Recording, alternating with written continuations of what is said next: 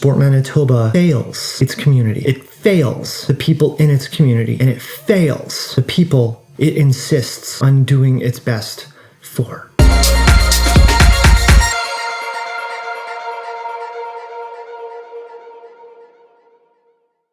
Hello, welcome to Dwell On It, a series where I, Taylor, answer your questions about my lived experience as a trans woman. If you ever have questions of your own, please throw them to me by DMs or comments, and I'll make sure to include them with a grab bag and have them pulled out randomly to get introduced into a future episode. Fair warning, this episode is going to be another one that I'm going to forego the grab bag because something has come across my desk as of a couple days ago, and this is going to get to be a very cranky episode. Passionate, maybe we can use as a word. Nonetheless, if you know my style, please buckle up. And if you're new here, please buckle up. I'm happy that you're here. Please like the content if you enjoy it. Please subscribe if you haven't yet so that you can stay up to speed with any future episodes. Try to do once a week at the minimum, and depending if there's any advocacy work or whatnot, you might see more videos come out too. To start things off very quickly with a visual description for those who are visually impaired or listening to this right now, I am again in my living room / office / gym. It is a room with beige walls. It's midday, so there's a little bit of sunlight coming through the window. I'm a 6'1" white transgender woman. I have my hair tied up in a medium-high ponytail right now. Otherwise, I've got, a makeup palette that's based on purple and my 3 piercings, as always, underneath my right eye, going small, medium, large outwards towards a cluster earring on top of my right ear. I've got some sunglasses on top of my head because I do plan on going outside in just a little bit. I am wearing a purple athletic sweater and a black and white horizontally striped t-shirt underneath as well. I live in Winnipeg, Manitoba, which is Treaty 1 territory. So before we get into the saltiness, let's talk about some graciousness. In the description of this episode and many other episodes are 2 links to 2 fundraisers. One is Run for Women, one is Walk for Muscular Dystrophy. The former is supporting women's mental health and women's wellness programs, and out of Winnipeg it's going for Mood Disorders Association of Manitoba for this campaign, and the latter is for supporting Canadians who are experiencing of up to over 160 neuromuscular disorders, and not only those individuals, but of course their families and their support systems. And the donations, of course, help when it comes to advocacy and research and everything that goes along with that as well. My goal is to reach $1,411 for both of those fundraisers. The deadlines for both are June 5th and June 11th, which is just a few weeks away. Online donations, you get a tax receipt with that as well too. So please make sure to jump in there and contribute. There's also a campaign called Letters for Trans Kids. This is actually very well related to what this episode is about. There is legislation happening at an incredibly unreasonable rate against trans youth, especially in the South compared to where I live. But nonetheless, the Western world particularly is assaulting trans individuals, and Letters for Trans Kids is a campaign to offer letters of support for trans youth to just let them know that they're seen and they're supported and they're loved. If you have not participated with that yet, please do 2 things. Number 1, there's a video that I'm going to put right up there. That's something that I created a little while ago. Please take some time to watch that if you have not yet, and please share it if you have not done that either. It's about 12 minutes long. First 5 minutes is for the kids, last 7 minutes is for the adults. So do that, and then also take a moment for yourself too with your social media platforms to offer a letter of support to the trans youth out there. So #letters, the number 4, trans kids. Please do your part, and while all this is happening, let them know that you have their back too. As I mentioned that I'm going to forego the grab bag this time, what ended up happening was something very similar to everyone being all happy and excited about the IOC providing guidelines for trans inclusion in sports, and there was so much accolade for that, while at the same time being incredibly devious. All things considered, having fancy fun words that make it look like it's supposed to be progressive, but the reality is essentially saying it's not our problem, please fix it yourselves and just don't make a mess of things. And the same thing's happening with Sport Manitoba. Earlier this week, I received a newsletter, of course, from SIRC, Sports Information Resource Center, promoting a program that Sport Manitoba is so proud about, and it is regarding a pathway to safer sport, which sounds great on paper. It does. If I'm coming across looking really condescending, it's because I am. I don't have much patience for constantly seeing past the curtains that a bunch of do-gooders think that they don't get seen behind, if that makes sense. I'm gonna have links in the description for some articles that I am bringing up. What this is, on paper, makes so much sense. There is no place for abuse, harassment, bullying, or hazing in sport. I completely agree. So I'm gonna get into this because what are you gonna do about it, Sport Manitoba? Because if there's no place for abuse, harassment, bullying, or hazing in sport, let alone anywhere else in life, as a leader and as an organization, then you must be putting systems in place to ensure that those things don't happen, right? Sport Manitoba launches Pathway to Safer Sport, Safe Sport Line, resources, training, and accountability. Sport Manitoba is championing change in the sport culture of Manitoba. The Pathway to Safer Sport is a comprehensive framework of tools and templates and resources that empower the provincial sports organizations, PSOs is what I'm going to use going forward, and all who participate in sport in Manitoba to create a safer sport system. That sounds so great. Sport Manitoba was the first sport organization in the country to mandate is a word that we're going to hear frequently again. To mandate respect in sport training for all Manitoba coaches. We took the responsible coaching movement pledge and we committed to the true sport principles. On this pathway, Sport Manitoba continues to build this framework by introducing 3 key services for preventing, addressing, and acting on misconduct or maltreatment in sport. That's the Safe Sport Line, the Good Governance Policies, and a new partnership with Sport Law. All of that sounds fantastic on paper, and I'm happy that they want to present those as values. I'm going to put a video right here which goes to a previous episode that I shared, which highlighted Sport Manitoba failing at its obligations. It's exceptionally frustrating as well by also being part of some of these conversations is why I'm frustrated about this experience. This isn't passive observation by me just reading something on the couch and being like, man, I sure wish that someone would do something about it. I'm in the middle of doing something about it to the best of my ability. And I get, yeah, no, it totally makes sense, yeah, and nothing.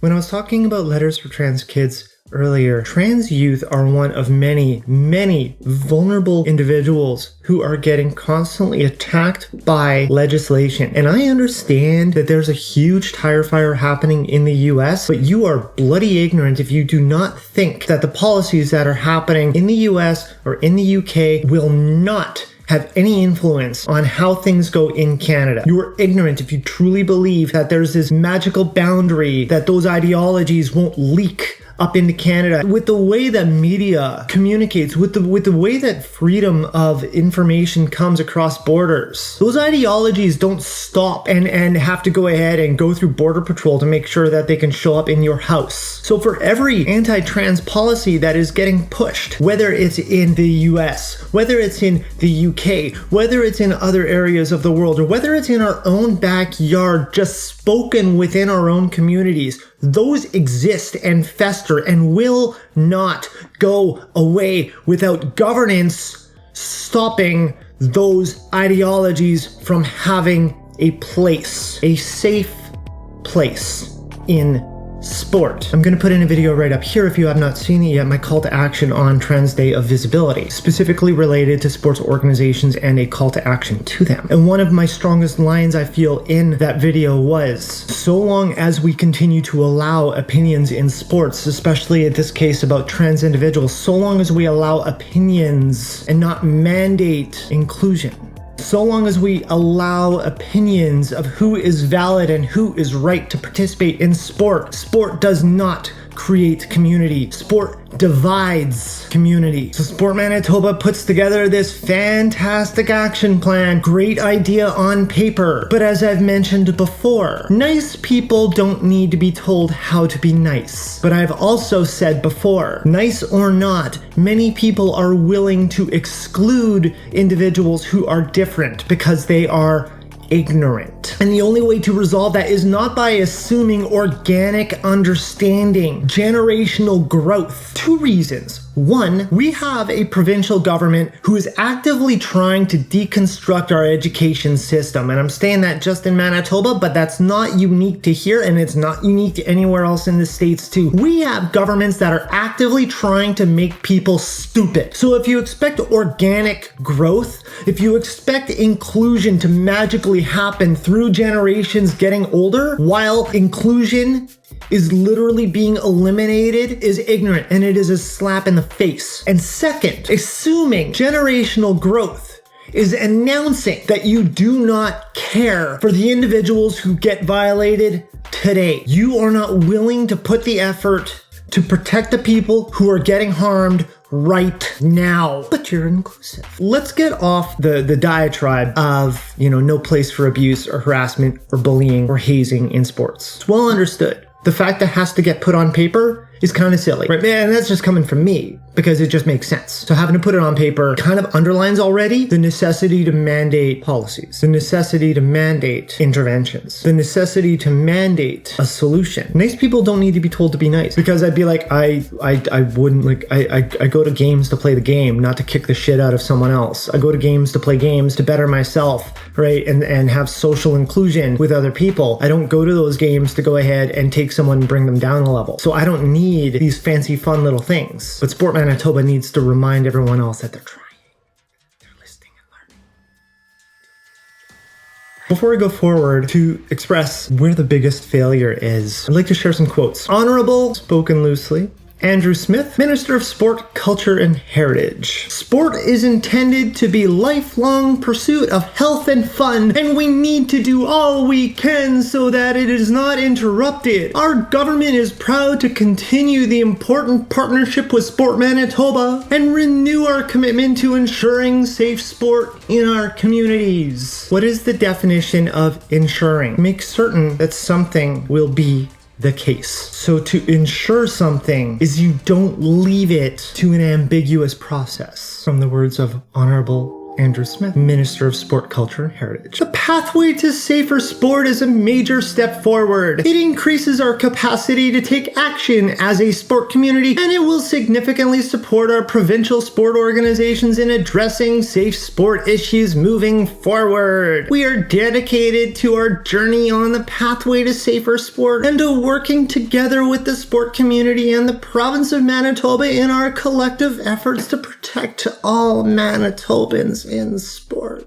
Protect all Manitobans in sport. Protect. Be in front of. Assure no harm done. Protect means intercept abuse before a victim gets abused. Protect. To keep safe from harm or injury, as in to screen, to intercept, to be in front of, to stop abuse from happening before abuse gets to the victim. You are not protecting a victim if you willingly allow abuse to get to that victim. If you offer support for that victim, you're not protecting shit. You're just there with the first aid kit. You're not protecting. You're reacting. You're anticipating no harm while you acknowledge a non-zero probability of harm. That was from Janet McMahon, the president and CEO of Sport Manitoba. I've had conversations, one-on-ones with Janet, and multiple times I have expressed to Janet that Sport Manitoba has a responsibility to acknowledge all, not the popular. It wasn't very long ago that I had an exchange with Janet, a rather frustrating conversation about their silence, local media sharing transphobic articles, and Sport Manitoba being a leader as it insists that it is, to not use their platform to say, hey, whoa, we're trying to promote an inclusive space here and you are not helping with that. That is a responsibility of leaders who have those platforms to see the abuse and stop the abuse. One of the emails that I had with Janet had Janet reply, I will open by suggesting that equity, diversity, and inclusion is an important conversation, and Sport Manitoba is committed to listening and learning and ultimately advancing EDI in the sport system. Advancing EDI. Advancing. Doing better. Moving forward. Not continuing to exist in the status quo. As far as I can tell, this pathway to safer sport, it's not advancing. It's acknowledging EDI. There's a big difference. Oh yeah, no, we understand EDI is a thing. We're just not going to do anything about it. But we sure hope everyone else does. There's a quote that is important to Janet McMahon. I will share that later because it is very relevant about how Sport Manitoba fails its community. It fails the people in its community, and it fails the people it insists on doing its best for. Sport Law's vision is to elevate sport, and we are delighted to be collaborating with Sport Manitoba to offer sport leaders with the legal and leadership support they need to navigate a complex, safe sport environment. I agree about the legal protection, the legal help, the legal support, but throwing just this rando idea out there. What if systems were created so that the requirement to lean on legal support is minimized? I don't know if other people listening to this right now have needed to go through a legal or judicial system to receive justice for the abuse or the violations that they have experienced. But why is it the responsibility of an abused victim to have to relive their traumas to feel like they have the support necessary or to feel like they might be able to move on safely in their life? What if, because I know it's not a flawless system. It's impossible to be a flawless system. But what if an organization like Sport Manitoba didn't just put thoughts and prayers in front of everything, and instead of the thoughts and prayers actually worked at preventing abuse? What if Sport Manitoba actually worked at actually believing in inclusion? What if Sport Manitoba actually tried and listened and learned and stopped failing instead of giving canned answers to people who see right through them? What if Sport Manitoba stopped talking to everybody who needs them to be better as if those people were stupid? We're excited that Sport Manitoba and Sport Law have joined forces to provide even more to sport leaders in Manitoba. Right from the beginning, Sport Manitoba was a champion for respect in sport, being the first province to sign on to our online training platform to educate coaches, parents, and kids on how to prevent maltreatment in sport. That's from Sheldon Kennedy, the co-founder of Respect Group. Sheldon Kennedy might be a familiar name for anyone local to Winnipeg or a hockey fan. I see words in there like leaders, champions, and coaches, but unfortunately, the only thing that is being promoted and the only thing that is getting encouraged and enforced with Sport Manitoba's actions, they have never been leaders, and they have never been champions, and they've never been a coach. The only thing that Sport Manitoba represents itself as is a current. The only thing that Sport Manitoba strives to be is a current, because it only follows the path of least resistance. They are nothing more and nothing less than a current. Reach the most, deal with the least. To get to the next part, which is now going to be the crux of what is the biggest cornerstone out of everything with the pathway to safer sport. Again, in the description are going to be links to what I'm talking about here. The biggest thing that stands out to me is on page 2 of the document that Sport Manitoba has provided, the Sport Manitoba policy and procedure templates. Appeal policy, athlete protection guidelines, bylaws, code of conduct and ethics policy, confidentiality policy, conflict of interest form, conflict of interest policy, discipline and complaints policy, dispute resolution policy, diversity, equity, and inclusion policy, financial policy, gender identity and eligibility guidelines, impairment and accommodations policy, privacy policy, and blah, blah, blah. There's more. There's 24 policies. Some policies that can get excluded and still be qualified for funding are diversity, equity, and inclusion, gender identity, eligibility guidelines. Sport Manitoba has literally announced publicly they recognize the value, but they are still going to potentially offer financial support and funding to organizations who explicitly choose to not acknowledge diversity, to not accommodate inclusion, to not practice equity, to not have guidelines to recognize gender diversity and the validity of gender diverse individuals for who they are and their right to participate in sport as their best selves. Sport Manitoba is willing to provide funding to organizations who exclude people who just want to play sports. Sport Manitoba puts it on the table that, hey, the information's here in case you would like to do that, but what is the incentive to do more work for those PSOs? Why would a PSO go through any effort to do anything? Why would anybody? That is engineering. That is literally engineering. Ask any engineer what the MO of the practice is, and it is literally to get the results with the least amount of effort. Sport Manitoba publicly acknowledges that they do not see a need for those practices and are still open to providing funding that people like myself, people of color, people who are disabled, and people from so many other protected classes, we provide taxes that go to Sport Manitoba. We provide taxes that go to Sport Manitoba. Sport Manitoba is willing to take the funding that they receive that is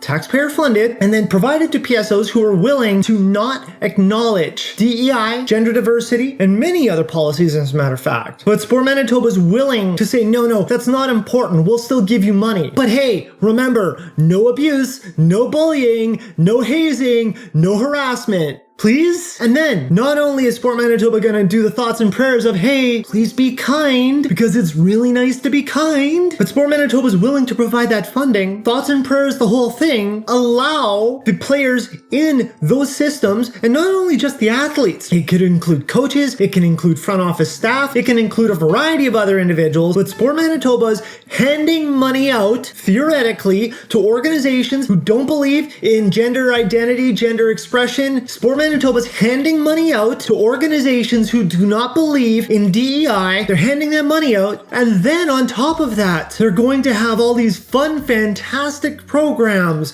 about anti-racism in sport. They're going to have LeadHERShip about women's equity in sport. They're going to have programs about making sure to not diminish the value of Indigenous athletes. And they're probably going to put a little sticky on the wall for the 2024 games in Dauphin regarding the Two-Spirit, Transgender, and Non-Binary Plus Equity and Inclusion Committee's results, the policy of gender inclusion, and to have conversations regularly over the course of a year with Sport Manitoba being part of the Two-Spirit, Transgender, and Non-Binary Plus Equity and Inclusion Committee, and constantly affirming the requirement of more than adjusting demographic collections, but about mandating principles so that it is understood that trans and gender diverse athletes are valid, welcome, and are safe to play across the board. So they're going to have all these tiny little measures to hope that people who might want to learn more will pick them up. But out of curiosity, using anti-racism in sport as an example, as I mentioned earlier, nice people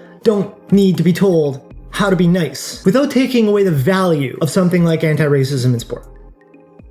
Make that clear. Is there going to be a racist sitting in on those conferences and be like, oh, no, yeah, no, I'm feeling empowered now. I really wish I took this earlier. Even if they did, why does that person have to participate in something like that after they have violated other individuals? Why do other individuals have to get violated first? And why does Sport Manitoba allow funding to go to organizations who do not explicitly mandate DEI, to not explicitly mandate gender identity eligibility criteria, to not explicitly mandate safe sport, to not explicitly mandate whistleblower policies, and so on? Why does Sport Manitoba not require major elements regarding protecting vulnerable people? Why does Sport Manitoba not mandate policies that protect the most vulnerable people before they start offering funding to those organizations, if not for the fact that Sport Manitoba does not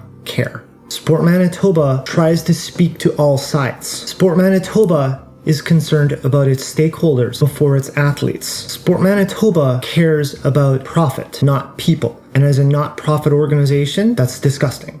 Sport Manitoba wants to see bigots happy and hope that the bigots don't hurt too many vulnerable people. Sport Manitoba hopes that the most vulnerable people are resilient enough to get through their very modeled system and succeed through their own integrity. Sport Manitoba hopes that the most vulnerable athletes and the most vulnerable coaches and the most vulnerable volunteers and the most vulnerable staff, they hope that the people who are most vulnerable have more courage within themselves than the entire Sport Manitoba organization combined. Sport Manitoba wants the people who are most vulnerable to embrace their vulnerability and work through it, because Sport Manitoba does not have the fortitude to stand up and act on the beliefs they actually visibly promote. Sport Manitoba lies. Sport Manitoba harms. There's inconsistency with the words they preach and the actions they present. Sport Manitoba, by that nature, is a harmful organization. Sport Manitoba is actively gambling on the lives of its most vulnerable people who it expects to participate with its groups. Sport Manitoba, the province of Manitoba, Sport Law, Respect Group, SIRC are all together creating a harmful promotion. Remember, like I said, there was a quote that was important to Janet McMahon, president and CEO of Sport Manitoba. I remember her saying this quote was important to her on a 20 Questions interview in one of our newspapers a little while ago. And that quote was, "Little things make big things happen." And that quote is from Coach John Wooden. John Wooden is a basketball coach, very, very, very well revered. And the longer version of that quote, to be clear about that, is it's the little details that are vital. Little things make big things happen. As the president and CEO of Sport Manitoba, who has heard repeatedly, not only from myself, but from other individuals from other vulnerable communities, sharing their lived experiences about the requirements of an organization, a governing body, to be leaders, not currents. I can say firsthand in a Zoom call with Janet, Janet did not feel comfortable when I said, you have to tell Hockey Manitoba that they need to update their policies. I can call it like it is because I'm fully aware as to why not all 24 policies are required for funding, because there's a fear of having to do a little work. There's a fear of the backlash. There's a fear of the bigots and the people who don't understand and having to deal with their confusion or their controversy or their empty threats. There's a fear of having to deal with that. I have to deal with that every day. It's easy for Janet to just sign off on it and be like, no, it's not important, even though that I have to deal with it every day. If there was a person with a disability trying to play in a sport and the sport was not accessible, Sport Manitoba is essentially saying, hey, roll the dice. Maybe you'll end up being part of a sports organization who's willing to accommodate you. But hey, it might not be a sport that you like, but hey, at least it's a place that accommodates you. That's not how sports works. It could be a person of color with the exact same thing being like, hey, listen, I'm really sorry that you had to deal with racism for the 19th time this season, but remember, we have all these phone numbers that you can call if you feel that your harassment is a little more than you can deal with. We have these phone numbers for you to call after you've been abused. What are you worried about? I know that people are racist. We're fully aware of that. That's why we have a phone number for you. No, we're not going to go ahead and put money into making sure that systems are in place before we fund the bigots and the hateful people and the racists. Why would we do that? Because then they're going to get mad at us and we're not going to get any grants. So we're not going to go ahead and get any advertising. We're not going to get any revenue from them. Why would we not include them when they're profitable for us? So just call the damn phone number. I know it sucks getting called something that is not kind to be heard 19 times this season so far. I know it's annoying. It must suck. But come on. What else can we possibly do if not mandate inclusion? But we're not going to do that because we need to make sure the bigots are happy. Stop complaining. That's Sport Manitoba. I am so frustrated. I don't know if you can tell. And I know it's not even just Janet. It's the board of directors. It's not just Janet signing things off all the time. There's a board of directors who's board of directing. And what's frustrating? What's frustrating? So September 2020. It's the last version of it that I've seen. But the board of directors application form. And the board of directors, they're all volunteers. But as I mentioned, September 2020 is when the last version of this has been available. Sport Manitoba seeks a complementary balance of knowledge, skills, and experience at a governance level. Sport Manitoba is committed to equity, diversity, and inclusion. Please describe how you meet these values, skills, and experiences. Sport Manitoba is committed to equity, diversity, and inclusion.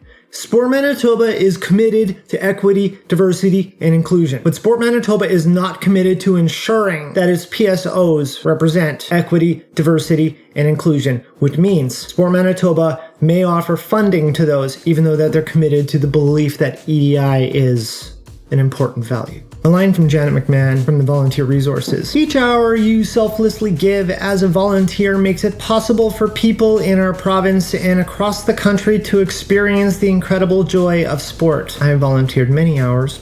Not 8 billion hours, but I've passionately volunteered my time, and the only experience that I've learned from Sport Manitoba is they are not trustworthy. It is difficult to find joy in sport when that governing body is willing to completely disregard all athletes and only show interest in supporting the ones that it believes have the most value. Sport Manitoba is not a trustworthy organization because they are not showing reasons why they are to be trusted.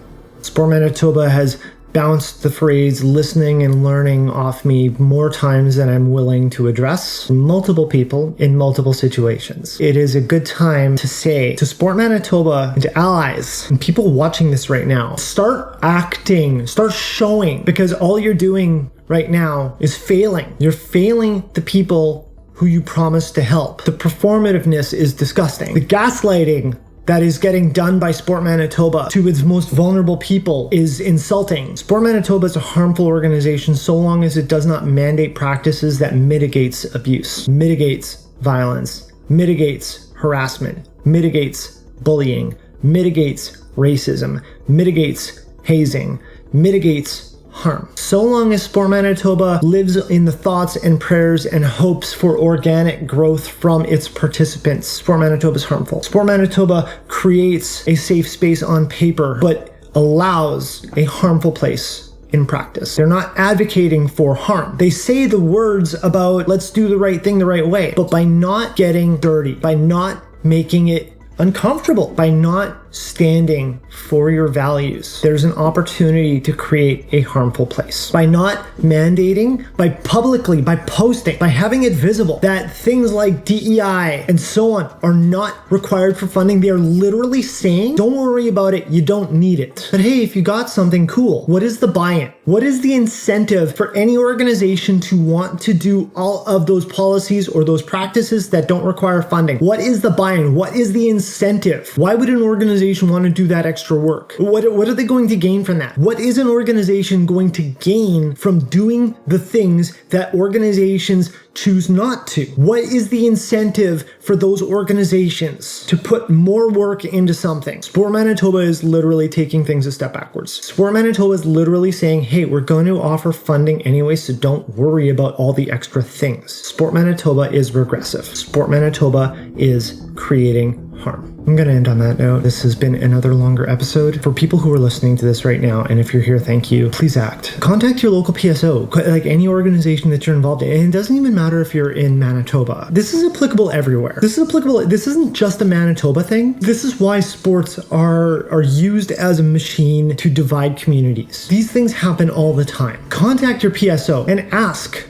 and demand to see what are their inclusion policies, what are their safe sport policies, what are their whistleblower policies, and so on. Link in the description is going to have these. Act, please. I'm not gonna lie, it's frustrating. This is gonna be a video that's gonna get, go to a handful of people, and most of those people are like, yeah, no, that's distressing. And then it stops. This is one of those things where people need to share. Reach out to media. If you know someone in media or journalism, get them to watch this or reach out. This has to get visible to create change. It needs you to do that. When it comes to action, contact your PSO, contact your local politicians about how are they supporting something like that for their sports organization. If you're in Manitoba, same thing. Contact the Minister of Sport, Andrew Smith. Ask him how can you support this? Your words are not conducive with what the action looks like. Contact Sport Manitoba. What's this all about? How are we supposed to feel safe if you're giving money to organizations who don't actively promote safe spaces? These are important things, and I need your help to share it.